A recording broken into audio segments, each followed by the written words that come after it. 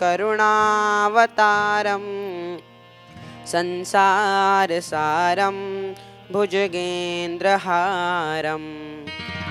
सदा वसन्तं हृदयारविन्दे भवं भवानी सहितं नमामि।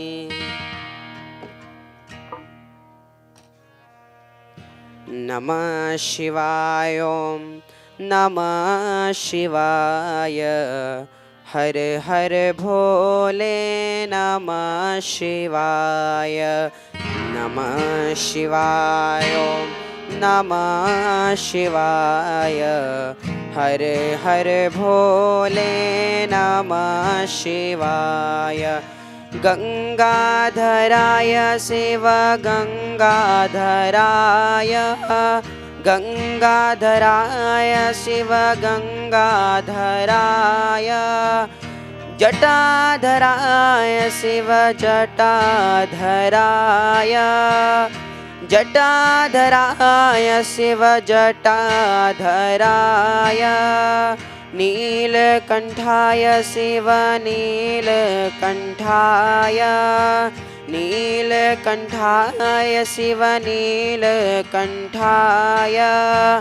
हर हर भोले नमः शिवाय हर हर भोले नमः शिवाय नमः शिवाय ॐ नमः शिवाय हर हर भोले नमः शिवाय नमः शिवाय ॐ नमः शिवाय हर हर भोले नमः शिवाय सोमेश्वराय शिव सोमेश्वराय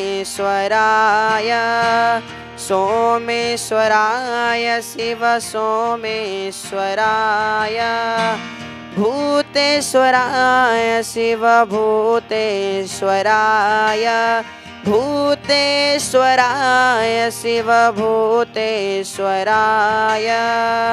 हर हर भोले नमः शिवाय हर हर भोले नमः शिवाय नमः शिवाय ॐ नमः शिवाय हर हर भोले नमः शिवाय नमः शिवाय ॐ नमः शिवाय हर हर भोले नमः शिवाय गंगाधराय शिव गंगाधराय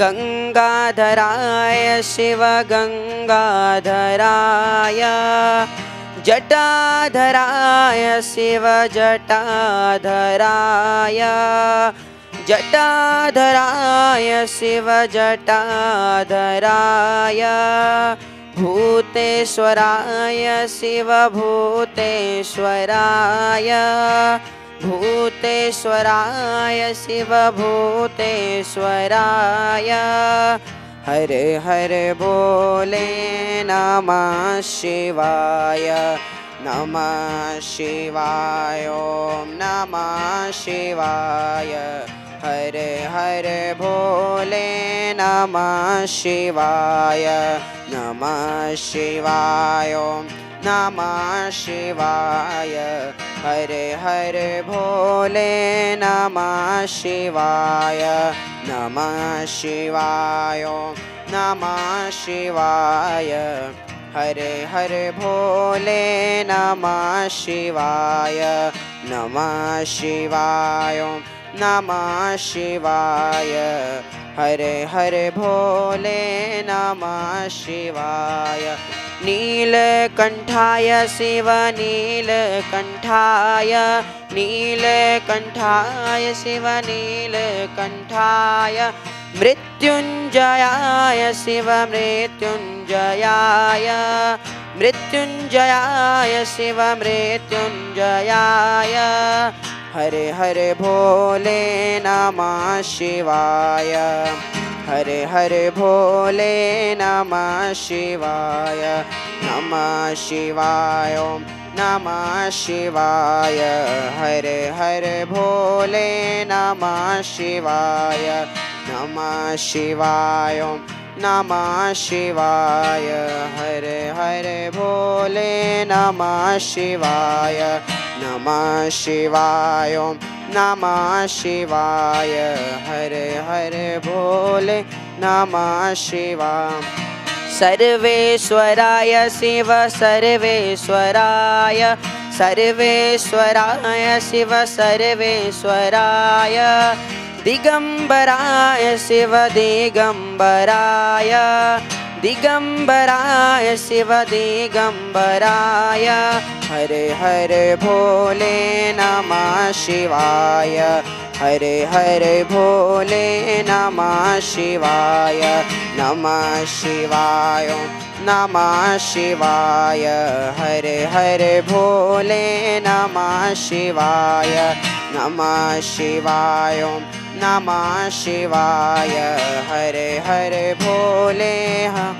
शिवाय नागेश्वराय शिव नागेश्वराय नागेश्वराय शिव नागेश्वराय भूतेश्वराय शिव भूतेश्वराय भूतेश्वराय शिव भूतेश्वराय हरे हरे भोले नमः शिवाय हरे हरे भोले नमः शिवाय नमः शिवाय ओम नमः शिवाय हरे हरे भोले नमः शिवाय नमः शिवाय ओम नमः शिवाय हरे हरे भोले नमः शिवाय नमः शिवाय ओम नमः शिवाय हरे हरे भोले नमः शिवाय जटाधराय शिव जटाधराय जटाधराय शिव जटाधराय सर्वेश्वराय शिव सर्वेश्वराय सर्वेश्वराय शिव सर्वेश्वराय हरे हरे भोले नमः शिवाय हरे हरे भोले नमः शिवाय हरे हरे भोले नमः शिवाय नमः शिवाय नमः शिवाय हरे हरे भोले नमः शिवाय नमः शिवाय नमः शिवाय हरे हरे भोले नमः शिवाय हरे हरे भोले नमः शिवाय हरे हरे भोले नमः शिवाय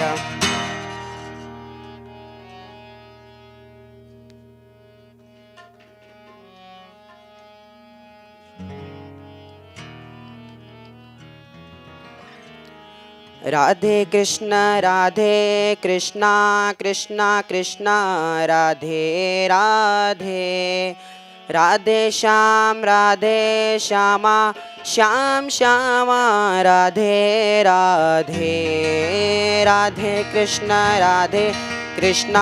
Krishna Krishna Radhe Radhe Radhe Shyama Shyam Shyama Radhe Radhe Radhe Krishna Krishna Radhe Radhe Radhe Shyam Shyam Shyam Radhe Radhe Radhe Krishna Krishna Radhe Radhe Radhe Shyam Shyam Shyam Radhe Radhe Krishna Krishna Krishna Radhe Radhe Radhe Radhe Shyama Shyam Shyam Radhe Radhe Radhe Radhe Krishna Krishna Radhe Radhe Radhe Shyam Shyam Radhe Radhe Radhe Krishna Krishna Radhe Radhe Radhe Shyam Shyama Shyam Shyama Radhe Radhe Radhe Krishna Krishna Krishna Radhe Radhe Radhe Shyam Shyam Shyam Radhe Radhe Radhe Krishna Krishna Krishna Radhe Radhe Radhe Shyam Shyam Shyam Radhe Radhe Krishna Krishna Krishna Radhe Radhe Radhe Radhe Shyam Shyam Shyam Radhe Radhe Radhe Radhe Krishna Krishna Krishna Radhe Radhe Radhe Shyam Shyam Shyam Radhe Radhe Radhe Krishna Krishna Krishna Radhe Radhe Radhe Shyam Shyam Shyam Radhe Radhe Radhe Krishna Krishna Krishna Radhe Radhe Shyam Shyam Shyam Radhe Radhe Radhe Krishna Krishna Krishna Radhe Radhe Radhe Shyam Shyam Shyam Radhe Radhe Krishna Krishna Krishna Radhe Radhe Radhe Shyam Shyam Shyam Radhe Radhe Krishna Krishna Krishna Radhe Radhe Radhe Radhe Shyam Shyam Shyam Radhe Radhe Radhe Radhe Krishna Krishna Krishna Radhe Radhe Radhe Shyam Shyam Shyam Radhe Radhe Radhe Krishna Krishna Krishna Radhe Radhe Radhe Shyam Shyam Shyam Radhe Radhe Radhe Krishna Krishna Krishna Radhe Radhe Radhe Shyam Shyam Radhe Radhe Radhe Krishna Krishna Krishna Radhe Radhe Radhe Shyam Shyam Radhe Radhe Krishna Krishna Krishna Radhe Radhe Radhe Radhe Shyam Shyam Shyam Radhe Radhe Radhe Radhe Krishna Krishna Krishna Radhe Radhe Radhe Shyam Shyam Shyam Radhe Radhe Radhe Krishna Krishna Krishna Radhe Radhe Radhe Shyam Shyam Shyam Radhe Radhe Radhe Krishna Krishna Krishna Radhe Radhe Radhe Shyam Shyam Shyam Radhe Radhe Radhe Krishna Krishna Krishna Radhe Radhe Radhe Shyam Shyam Shyam Radhe Radhe Krishna Krishna Krishna Radhe Radhe Radhe Shyam Shyam Shyam Radhe Radhe Krishna Krishna Krishna Radhe Radhe Radhe Radhe Shyam Shyam Shyam Radhe Radhe Radhe Radhe Krishna Krishna Krishna Radhe Radhe Radhe Shyam Shyam Shyam Radhe Radhe Radhe Krishna Krishna Krishna Radhe Radhe Radhe Shyam Shyam Shyam Radhe Radhe Radhe Krishna Krishna Krishna Krishna Radhe Radhe Radhe Shyama Shyam Shyama Radhe Radhe.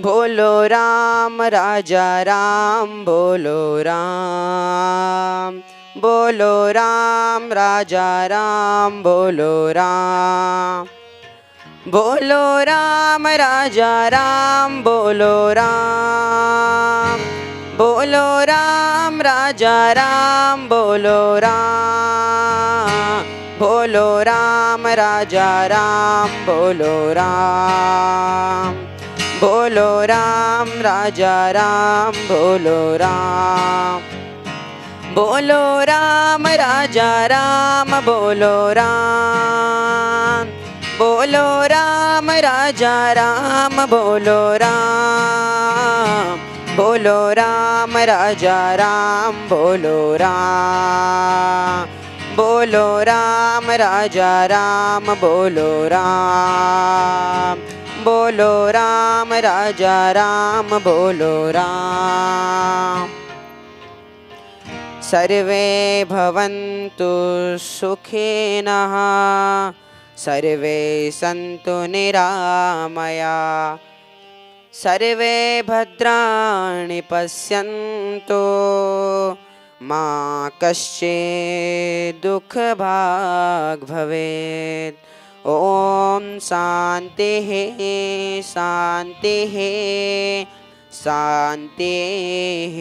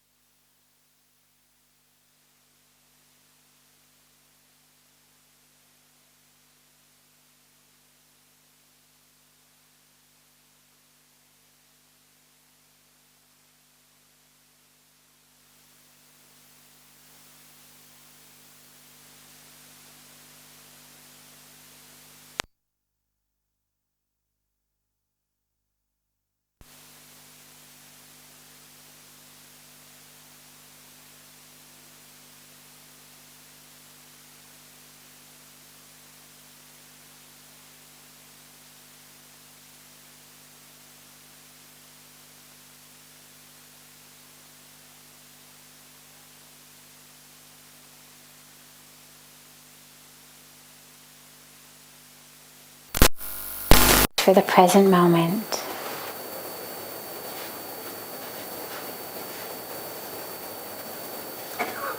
Allow yourself just a moment to really arrive. See how much of yourself, how many different aspects of yourself, your mental focus, your attention, your concentration, your heart focus, the blossoming and opening of the heart,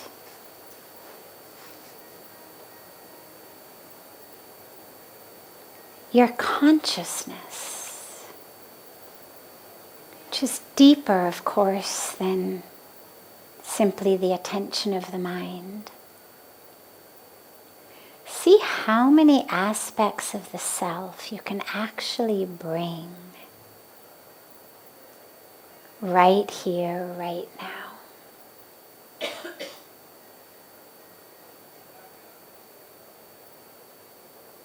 See how full can your presence actually be.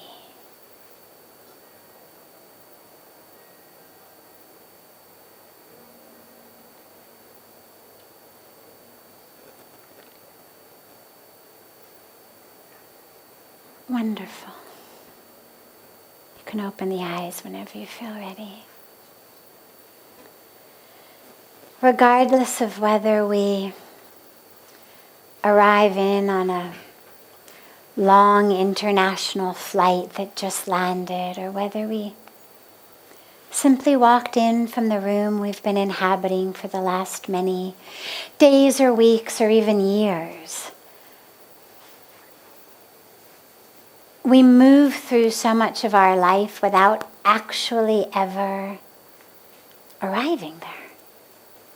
We pass through so many of life's experiences without actually having ever experienced them. And so it's always a really beautiful opportunity, wherever you are, to just take a moment and check in with yourself to see how much of me is here along with the body. All right, body made it, I've sat down, I'm on time. Great, it's the first part of the puzzle. Is my mind here? All right, great. Second part of the puzzle. Is my heart here? Have I allowed myself to actually sink deeply enough into wherever it is I am, that I'm actually open to the moment? Because if not, you might as well not be there. And then, okay, physical body is there, great first step. Mind is there, attention's there, good second step. My heart is here, I'm opening, great. My full consciousness. Am I fully conscious here? Of not just me in this experience, but is my consciousness expanding into the experience itself? And what did we just take? Maybe 2 minutes, 3 minutes? It's very short. It's very simple. But it's a beautiful habit to take. When you sit down to eat for a meal, when you sit down with a loved one, when you sit to embark in anything, especially some work you're doing, whatever it may be, cooking food, working in the garden, whatever we're doing in our lives, see how much consciousness you can actually bring into that moment. And then what you'll find is who you are in that moment is different. And as that changes, then your whole experience in the world changes. So we'll start as always with a question or two that come in advance, and then we'll open it up to any questions that anyone here may have. How do you pray? So the first thing, mobile, silent. No, it's always great. It's good to have a reminder. Mobile, silent. It's like when you sit down to meditate, what's the first step? Well, the first step is close your eyes. Right? And then there's so many other important steps that take place after that. But unless you're doing a specific open-eyed meditation, well, the very first prerequisite is the eyes have to be closed. So as we're in here, first prerequisite, mobiles silent. So how do you pray?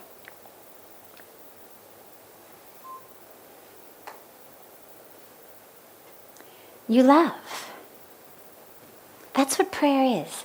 Prayer is not, it's not supplication. It's not, we're not asking for something.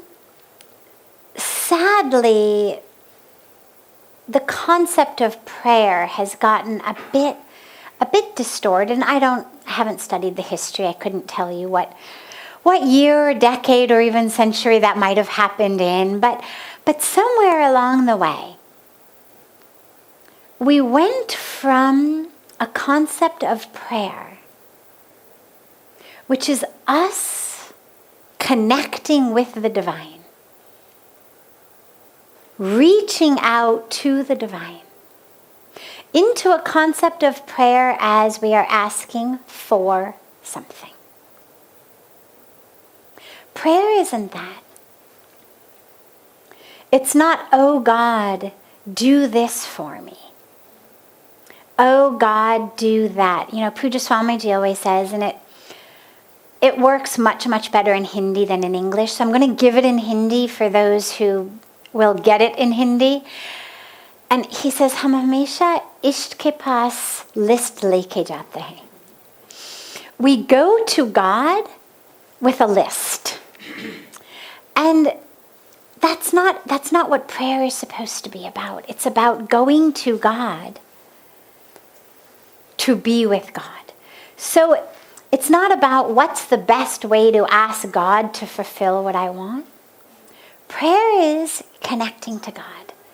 And what's the best way to do that? Same way to connect with anyone, anything in the world. Love. So when you go to pray, arrive, as we just did, simple exercise, make sure you're there. And then just reach out. Literally, feel your heart reach out to God. And if you find that there's a prayer for something, allow yourself at least to pray for that which you really want. We sell ourselves short. We go to God and we say, oh God, please, I didn't study for this math exam, and oh my God, I'm going to fail. Could you please do something about that? Please, God, I really want that job. The other person's way more qualified than I am, but please wave your magic wand and just give it to me. I want it so much. The problem is, it's not that God can't do that. Of course, God can do anything. But we're selling ourselves short. All of that which we want, we ultimately want because we think it's going to give us happiness. That's the reason why we ask for everything. If you ask yourself all the things you're praying for, are you praying for success? Are you praying for prosperity? Are you praying to find true love? Are you praying for a home in the Caribbean? Whatever it is you're praying for. We're praying for it because on some level we think that will make me happy. So at least ask God for the core of what you want, which is happiness. Oh God, bring me true joy. Think about it. You're asking God. It's not trick or treat where you're going to get, a nickel or a Hershey bar. It's God. So at least if you find when you close your eyes in that connection with God, if you find that there does arise within you a prayer for something, it's not about pushing it down, but it's about go deeper. What's the most you could ask for? What's the deepest of what you want? Oh God, make me a billionaire. Well, why? Because in my brain, I'm convinced if I were a billionaire, I would be happy. Well, then ask for the happiness. Because you never know, you could become a billionaire and suddenly find yourself surrounded by people who hate you, who are jealous, who are scheming against you. You never know if your friends are really your friends or they're not your friends because they want something. Believe it or not, you could be a billionaire and miserable. So don't ask for something that isn't exactly what you want. If you're going to ask really, really for what you want most. Oh God, okay, bring me joy. Or okay, you're looking for your soulmate, so what are you looking for? Looking for love. You're looking for that experience of an expansion into a connection. Well, ask God for that. You could find your soulmate and he or she could walk away from you a week later. Or a year later. And then you'd be brokenhearted. Ask God for really what you want through all of the things that you think are what you want. If that's what you find arising. But ideally, try to drop yourself as deeply as you possibly can go, and what you'll find is the only thing you really yearn for is God, even if you don't know Him. There's a beautiful story that Pujya Swamiji told me when I had been here, God, very beginning, maybe a month, maybe 6 weeks. And the story goes like this. There was a king, and the king was away the way that kings used to go in order to conquer all sorts of other foreign lands and expand their kingdom. The king was away, and he was just getting ready to come back to his kingdom after having conquered so many kingdoms and become even richer and more powerful. And he sends back a message to all of his queens, because in those days kings had lots of queens. And we'll consider it acceptable for the point of the story. And sends back a message to all of them, and they all send back lists. Bring me silks, bring me diamonds, bring me jewels, bring me this, bring me that. And one queen sends back on a piece of paper just the number 1. And the king, who was a very good man but wasn't particularly bright, says to his minister, in those days the kings actually used to have, usually, very wise people as the ministers. So in a lot of the stories, the kings would even have holy people, holy men, sages, renunciants, as their advisors. So the king says to his much wiser advisor, he says, this one is stupid. I always knew it. She wasn't very smart. Number 1, what does that mean? Everybody else sent me these proper lists. Bring me this, bring me that. This one just writes number 1. And the minister puts his hand on the king's shoulder and he says, she's very smart. He says, what she has written is that you are her number 1. All she wants is you. That 1 means number 1. It means you. And so the king says, oh. And of course his heart melts. And he sends back to all of his other queens everything they've asked for, the fabrics and the jewels and whatnot. And he personally goes to that queen. And as Pujya Swamiji told me the story, he says, and of course, wherever the king goes, everything goes with him. All the horses, all the chariots, all the men, like everything follows the king. So when you have the king, you have everything. And he said that's why we realize that nothing matters except God's presence. He said that's why the prayer should always be a prayer for God's presence. Because when we have God's presence, we have everything else. And so as you pray and as you allow yourself to go deeper and deeper into really what you want, you'll experience, and you'll all experience it in different ways because you all come from different languages and backgrounds and traditions, and it doesn't matter how you experience it. But you'll experience that prayer that eventually, it may begin with, oh God, give me that, or oh God, grant me this, or oh God, make me that, or do this. And slowly, slowly it just becomes, oh God. And ultimately that just becomes the prayer of, oh God. So let that be your prayer. Let your prayer be a time of love. And as you pray to God, notice within yourself the felt sense experience you have when you pray.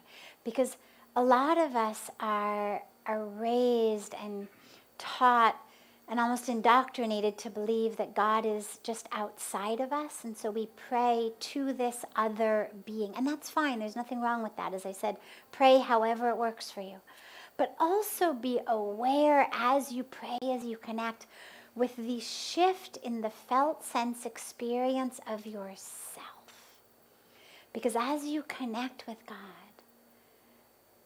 something very beautiful happens within the self, which is you realize you're connecting with yourself.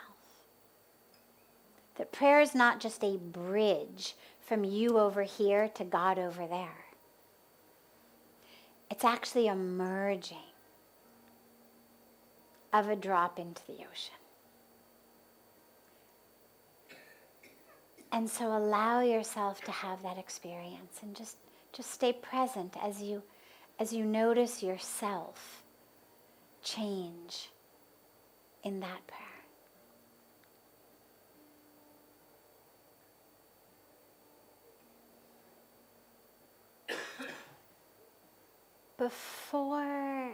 Before taking any of the questions here, I'm going to take one more that's come in advance, just because I promised the person who asked this last night that we would take it today. In the meantime, though, I know we've got some more people coming in, and I'm wondering just if those of you who are here wouldn't mind moving in just a little bit. It'll just make it easier as people come in from the door to give them an easy place to sit rather than, yeah, perfect. Perfect. And we've just made some room over there so people can come in from that way too, so from both ways. So I think also, so we're going to have people coming in from both sides. So those of you who are here, just squeeze as cozily together as possible as we make room for more people who are going to be coming in from both sides. That's all right. I think both sides is going to work better. Yeah, it'll give us extra room. What is the difference between tolerating each other and having mutual respect for each other? So the difference between tolerating and respecting, and I would take it even a step further, which is accepting. Tolerating is far from our highest goal. But even respect, while certainly a higher goal than tolerance, isn't the highest we can go. We can go from tolerance to respect, and then from respect, we can go to acceptance, and from acceptance, we can go to love. So, too frequently though, in our families, in our workplaces, in our communities of people of different religions, different colors, you hear so frequently people talking about tolerating each other. We should create a world of tolerance. And tolerance is certainly better than intolerance. But as we work, as we grow, as we expand, we have to really allow ourselves to ask ourselves, what's the best I can do? If there's someone, different race, different religion, different culture, different sexual orientation, different personality, is the best I can do just to tolerate them? No. I can actually embrace them. And so tolerance tends to be something that we do with a wall between us. So I will agree to coexist with you on my side of the wall. You agree to coexist with me on your side of the wall. But there's still a wall between us. The minute we get actually into respect and love, that wall disintegrates. And so that's what's really essential, is our world today, we need a lot more than tolerance. First, we need to build the tolerance, but then we need to go beyond it. But as we ask ourselves, well, all right, so let's start with tolerance. How do we even build that? It requires us to actually breathe into the awareness that the universe has no responsibility to act according to how I dictate. That the universe has no responsibility to do what I say, to dance according to my tune, to jump when I say jump, because my lack of tolerance comes because on some level I believe that you should be the way I want you to be. If I don't tolerate you, it's a conscious choice I've made. It's a conscious choice I've made that says I'm right, you're wrong.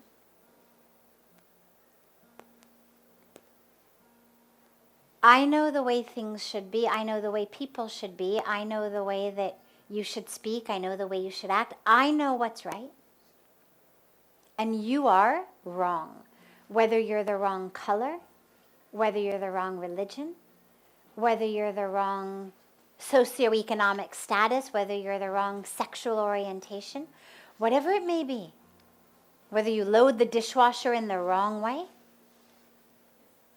it's me saying, I know the right way, and I refuse to budge. I refuse to bend. That's what lack of tolerance is. Lack of tolerance is a very conscious decision I have made not to budge, not to bend, not to accept that there might be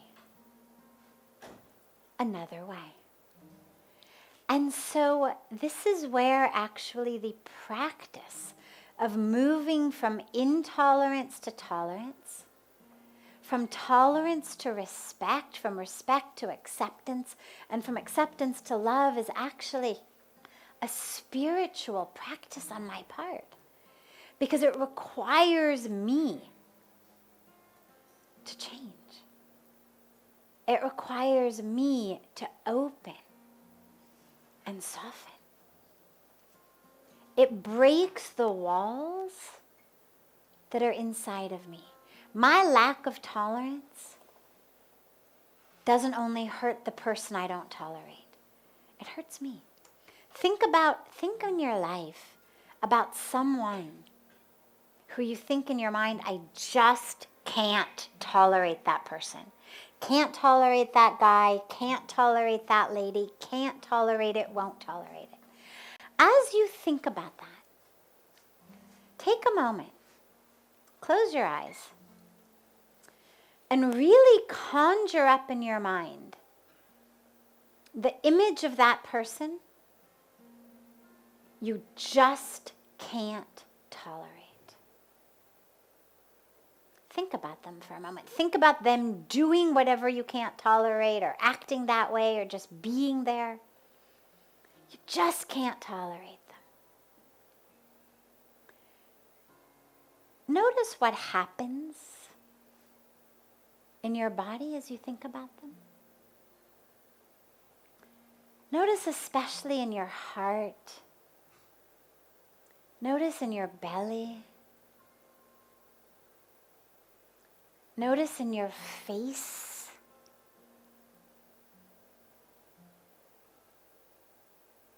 Now think about someone you love.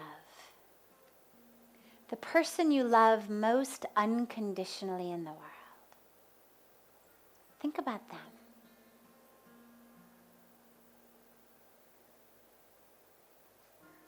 Notice how the change takes place in your body.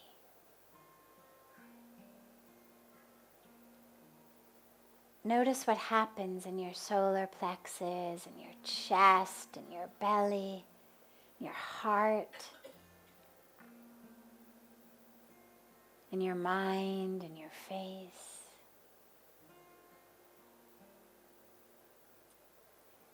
So open your eyes. You feel the difference?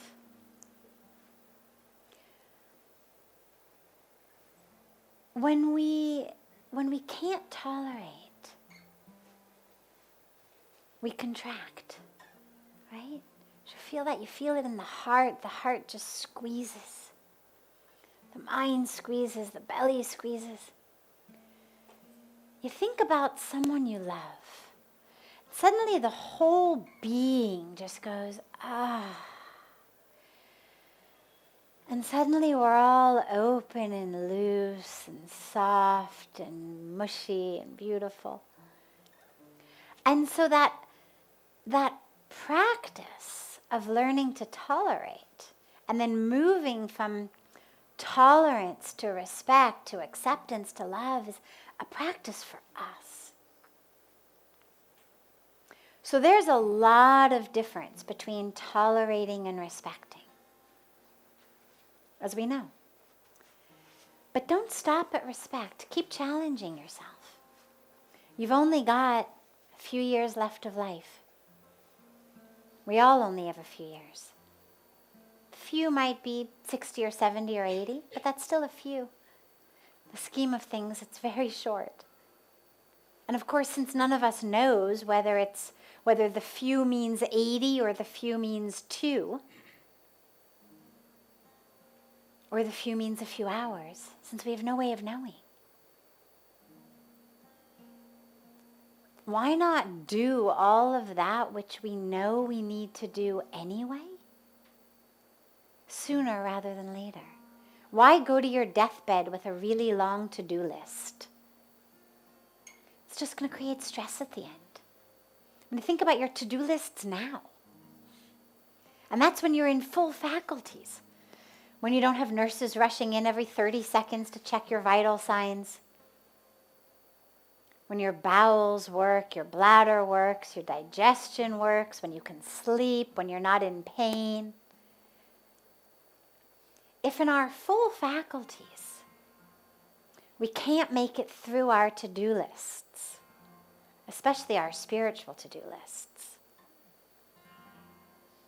why carry them to your deathbed? When in addition to being in pain, systems of the body is going to stop functioning, you're going to have nurses running in all the time. Why not allow yourself at that time to just rest and relax and prepare to move on? Get done whatever you need to get done now. Have things you can't tolerate? Learn to tolerate them. Have people you can't love? Learn to love them. You don't have to love their actions. You don't have to love their personalities. You don't have to love their behavior. But at least love the spirit of who they are in such a way that their behaviors and their actions don't keep you up at night. Don't make you tense in the heart and the stomach and the mind. Don't allow it to be something that you carry with you for the years of your life. When you know you've got to do something, do it now. It's like students who, come home from school and play and watch TV and do all of that, and then they go for dinner and finally sit down to do their homework at 10 o'clock at night when they're exhausted, and then they stay up until 3, and then they wonder why they fail the exams. Right? I mean, as just a parent, a teacher, a mentor, a guide, anyone with common sense, you'd say, for God's sakes, do the work when you're awake and fresh. Don't wait until 10 o'clock at night when you're exhausted to sit down and study for your exam. Come home from school, freshen up, and then sit down and do your homework. So that later at night when you're tired, that's the time to read your book or watch your show or do whatever you want to do. Don't handicap yourself when you're already exhausted at 11 o'clock at night by trying to learn calculus. It's hard enough in the daytime. In the same way, why wait until those hours of our life to do what we know we need to do? Do them now. And what you'll find is not only is your deathbed going to be much more peaceful, but actually all of these beautiful years that we have between now and then, they're going to be much more peaceful. They're going to change not just the time of your passing, but they're going to change the time of your living.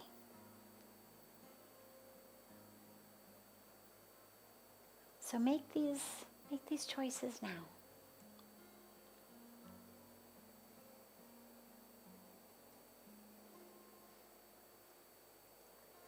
I'm happy to open it up to any questions that anyone here may have. Yes.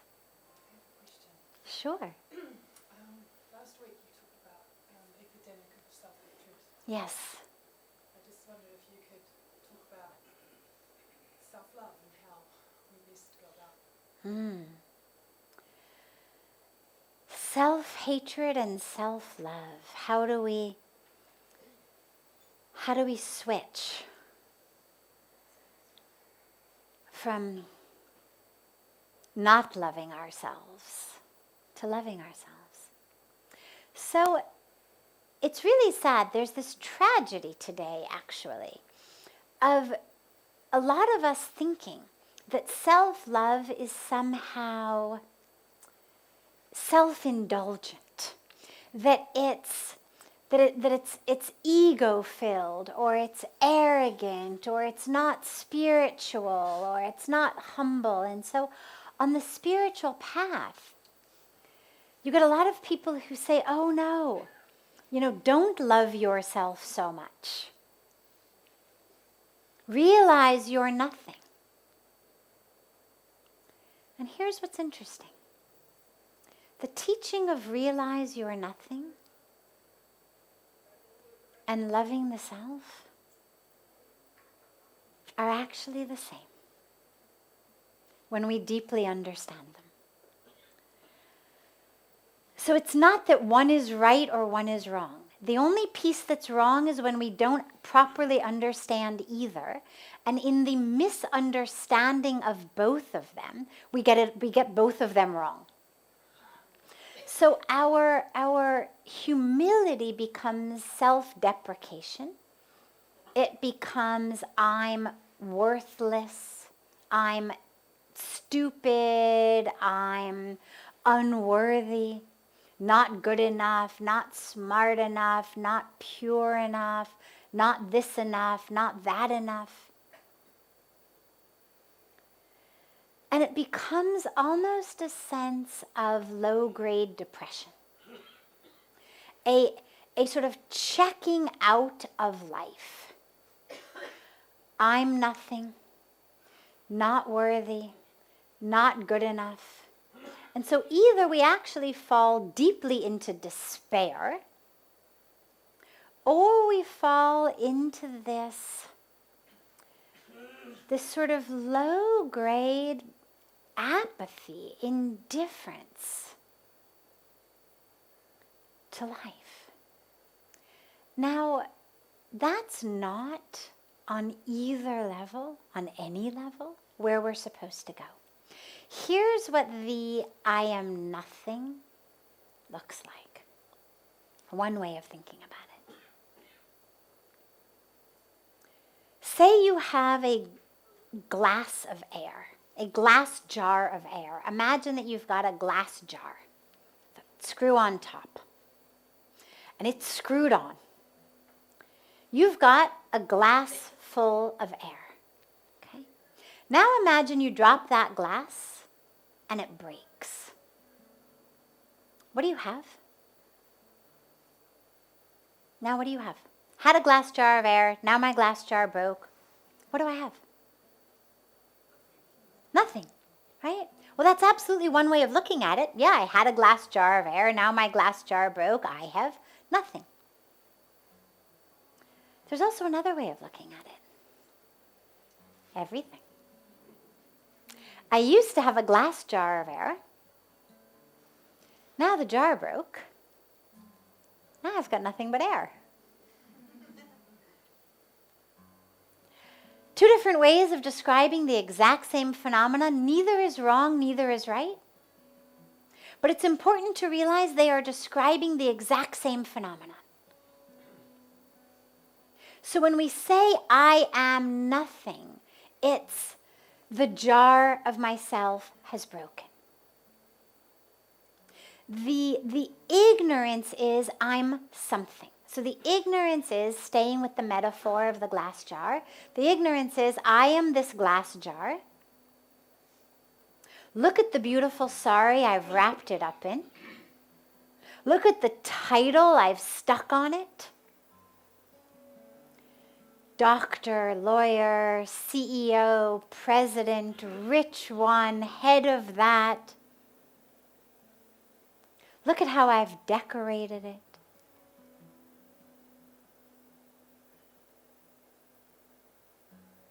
That's the ignorance. And then one day, if you're lucky, if you commit yourself to a spiritual path, the jar breaks. And then you realize, oh my God, that jar itself is what was keeping me from realizing the truth of who I am.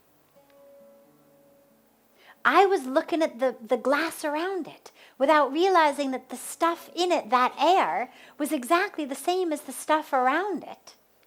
And here I was, so attached, so identified with my little 8-ounce thing of air, without realizing that if I allowed the ignorance to drop, if I allowed the identity to shatter, instead of having 8 ounces of air, I'd have all the air. So when we say, I am nothing, when you say it in truth, it's, my glass has shattered. And so the I am nothing is the exact antithesis of low-grade depression. It is ecstasy. It is the, oh God, I am nothing. Because I am merging into everything. So when we talk about self-love as a practice, It's not a practice of loving the jar.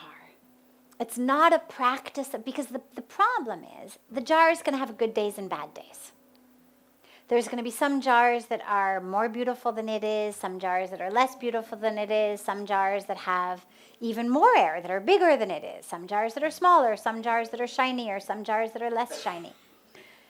And so if we focus our self-love on saying, wow, you did such a great job today. You made 100 sandwiches for the poor. Or you wrote this project and it got accepted and your company merged with another company and you made $2.5 million for your company today. Or you're so smart, you were the one who understood this problem, figured that out. Or you're so good because you wrote that really generous check to the charitable organization. You're so good because your sari was the most beautiful. You're so good because your kids were the best dressed and best behaved at the party. You're so good because you learned more Sanskrit mantras than anybody else learned Sanskrit mantras. You're so good because everybody else had to change their legs in the meditation. You didn't have to change the cross of your legs in the meditation. Right? I mean, we use so many different ways. We sadly even co-opt our spiritual practice into the workings of the mind. But it's important that our self-love not be rooted in any of that. Because then, when the day comes that you do have to change the cross of your legs, or maybe 2 or 3 times. Maybe you've got some cramps in the legs. Maybe you didn't sleep so well. Maybe you hurt your knee, whatever it may be.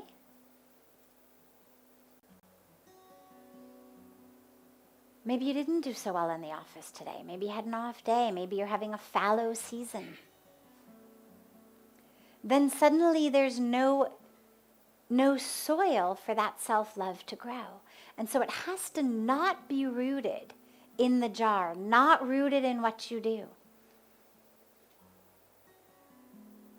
It has to be rooted in the content of the jar. The self-love is love of the content, which is divine.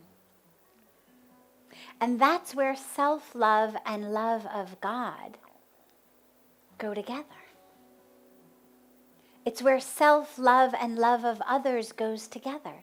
Because until and unless I realize that which fills me, my content, the content of my jar is the same as the content of your jar, I can't actually love you. I can say, oh, you've painted your jar really nicely. Shiny. But that's not loving you. So this physical body, this identity of titles and careers and finances and achievements and all of that is just decoration on the jar. And the self-love comes from realizing, wow, I'm actually made up of the same stuff as God. God lives in me. I'm made up of infinity, of eternity, of love, of truth, of consciousness, of all of that. That's what I'm made of. And yeah, I've got this jar thing around it. And I tend to identify as that. And when I identify as that, I make mistakes. Because self-love, by the way, is not delusion. Self-love does not mean thou art perfect.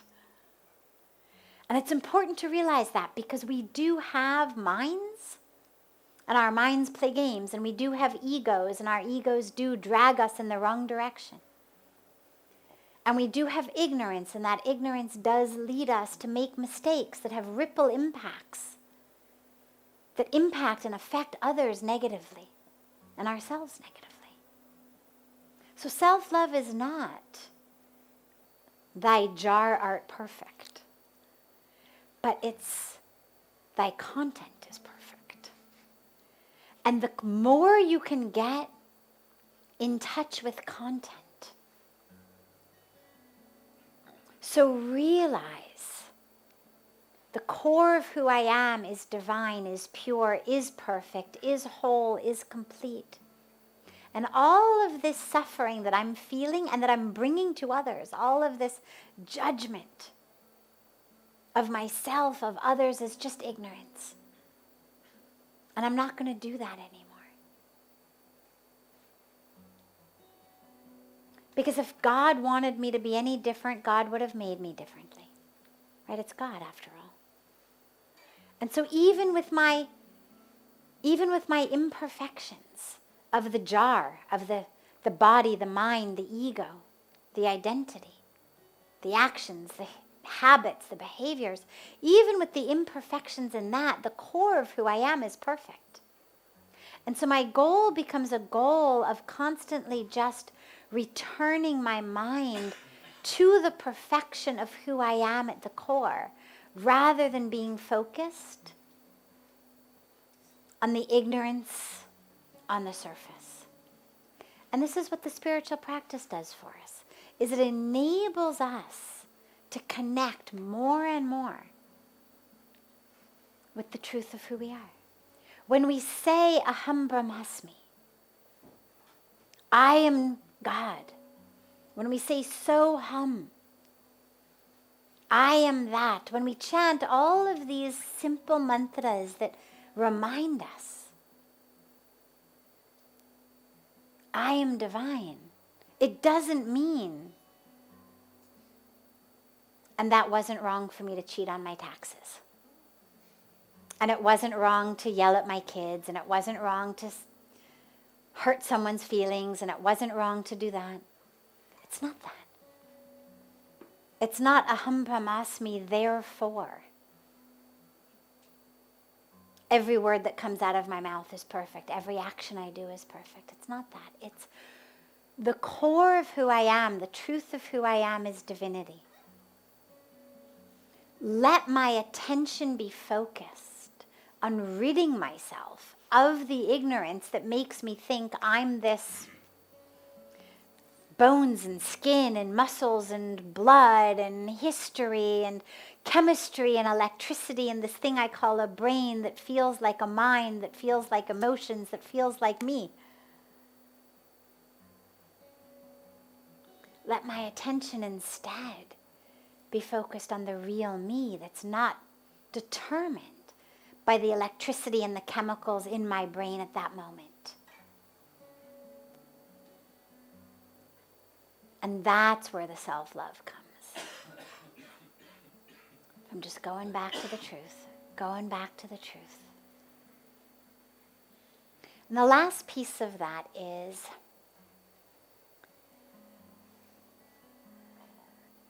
when you make a commitment to love the self, you have to also commit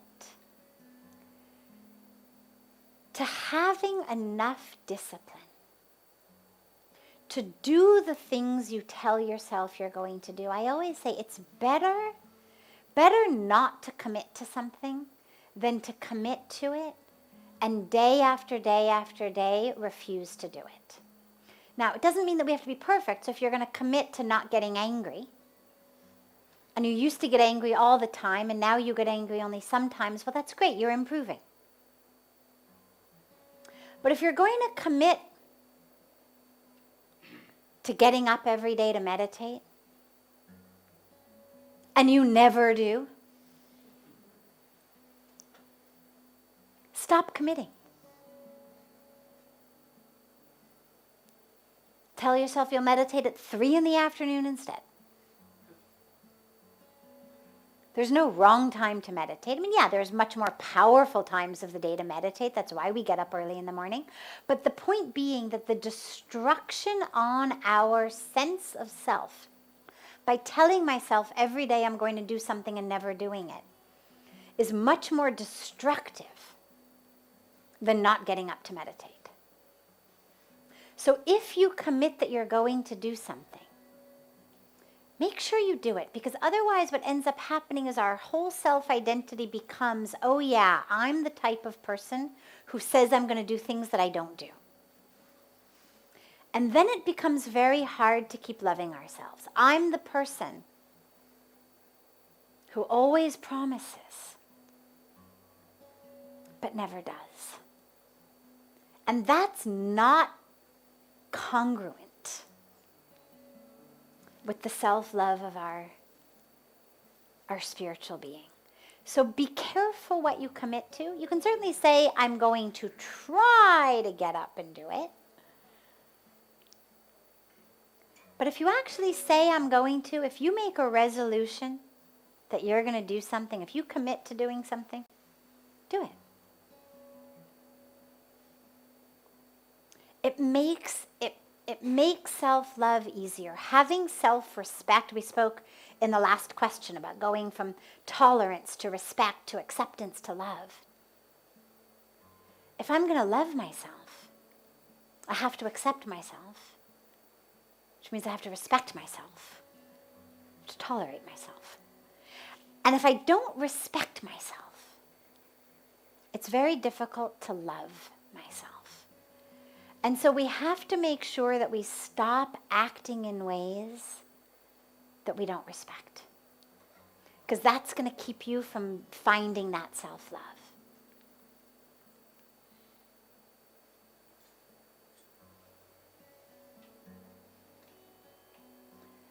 Yes. Question from online. Okay. We'll take it as our last question for tonight. What is the difference between love and attachment in terms of partner? Okay. What is the difference between love and attachment to our partner? Love is expansive. Attachment contracts. When you think about the loved one, if in your heart you feel an experience of expansion, it's love. If in your heart you feel an experience of contraction that also is in the mind, there's attachment. And it doesn't mean that they can't go together. It doesn't have to be one or the other. Now, frequently, if there is absolute, highest, deepest, truest love, we tend to be free of the attachments. Now, there's an attachment to the person themselves, as in, I really love having you in my life, here, physically before me. That's the attachment that when the person leaves us or passes away is so difficult to manage, because with the love there is the attachment to the presence of the being whom we love. But in our loving relationships, we suffer from a lot of other types of attachments that actually eat away at the love. And those are attachments to how the other person behaves. So I love you as long as you're doing what I want. When you don't do what I want, then I hate you.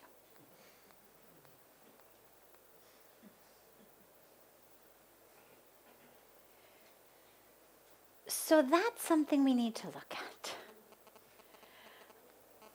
Do I love you, or do I just love having my ego fed? If I love you when you're really nice to me and you do what I want, you treat me the way that I want to be treated, and you do everything I say, well, then maybe I should just hire some staff instead.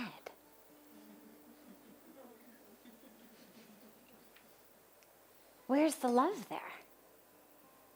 It's obedience I want, not love. If I love you, then regardless of what you say or do, whether it's what I want or don't want, I'm still going to love you. Now, that doesn't mean I approve of everything you do. It doesn't mean I like everything you do. but it means that my love of you isn't dependent upon what you're doing. And this is especially important with our children, because as far as our spouses go, most of us are mature enough to understand that if a spouse says to us, "I hate you," most of us know that they don't really hate you, but that they're just angry at the moment. That hatred is ego hatred. And that they're going to soften, whether it's 5 minutes later, whether it's an hour later, but that eventually we're going to soften back into love. The problem becomes much more with our children. Because what our children learn is that my value as a human being, my worthiness of love, is based on what I do. So if our children clean their room, and we say, "Oh, that," and we didn't even ask them to do it, but they did it anyway. And we say, "Oh my God, come to Mama." And we hug them and we kiss them and we put them on our laps and we say, "Oh, Mama loves you so much. Your Mama's good girl. Your Mama's big boy." We give them all of that.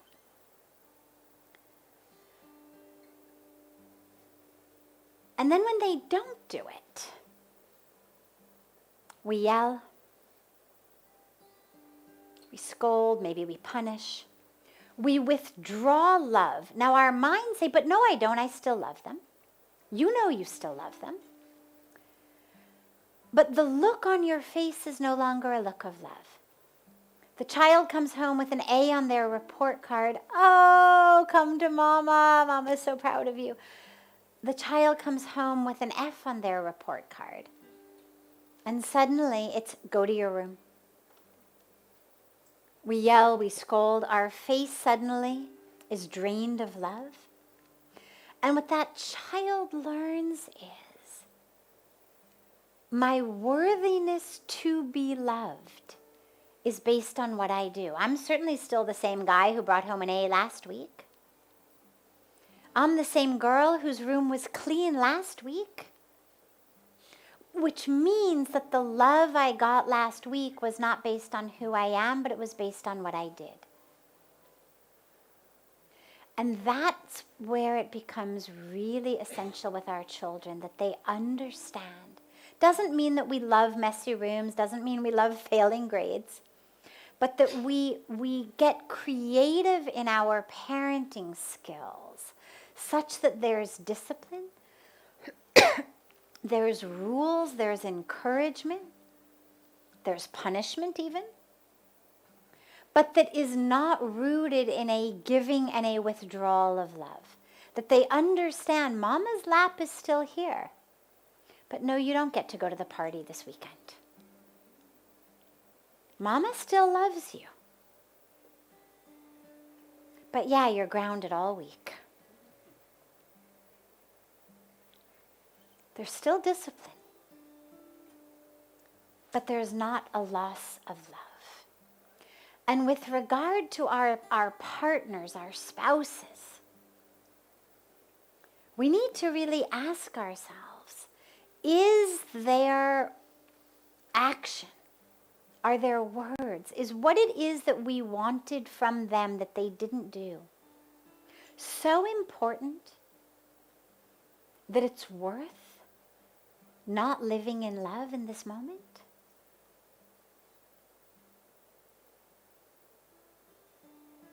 And there's not a right answer to that question. There may be things that for you feel important enough that it not as important as being in love. I'd rather be angry. Okay. But ask yourself whether that works. So if you've been married, for example, 20, 30, 15 years, and you're angry every time he or she is late from work, but they're actually late 3-4 times a week, you can be pretty sure that getting angry isn't helping. That it's not actually changing anything. And so then you have to be realistic, is what is the point here? I'm losing the experience of love in the moment, and I'm not actually even changing the other person's behavior.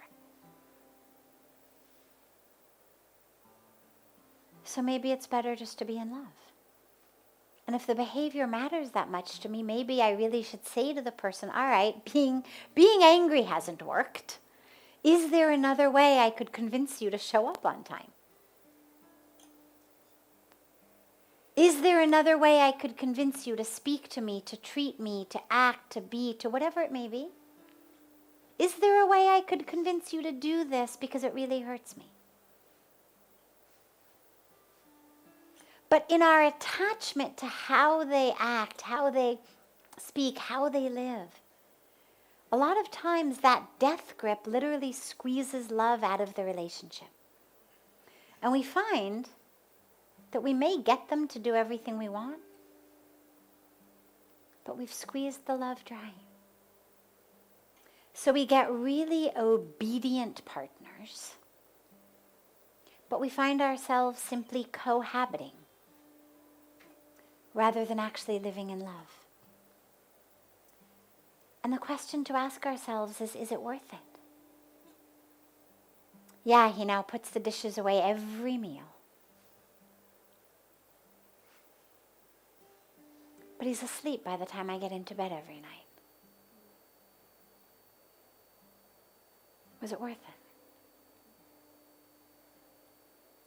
Yeah, she now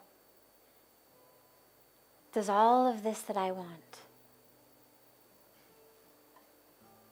but spends her weekends out with all her friends instead of with me. Was it worth it? Was squeezing the love out for the behavior modification worth it? Did I get what I wanted? Did I really get what I wanted here? And the answer is usually no.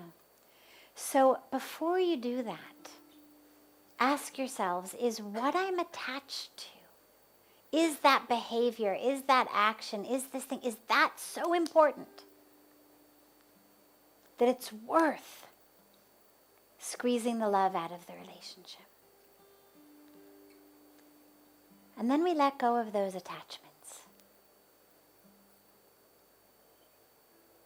so that we're able to actually exist in expansive love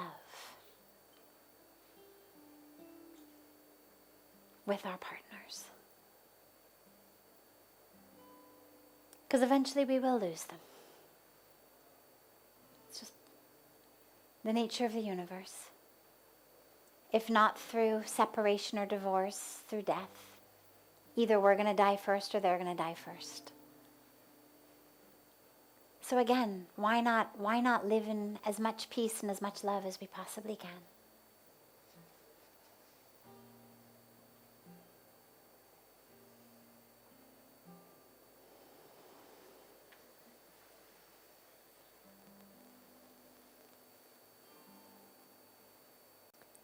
Have a beautiful, beautiful rest of your evening. I am off to Delhi tomorrow morning. I'll be there tomorrow and the day after, so the 24th and 25th. I will be back on the 26th morning. So we will not have satsang tomorrow or the 25th. So Tuesday and Wednesday, no satsang.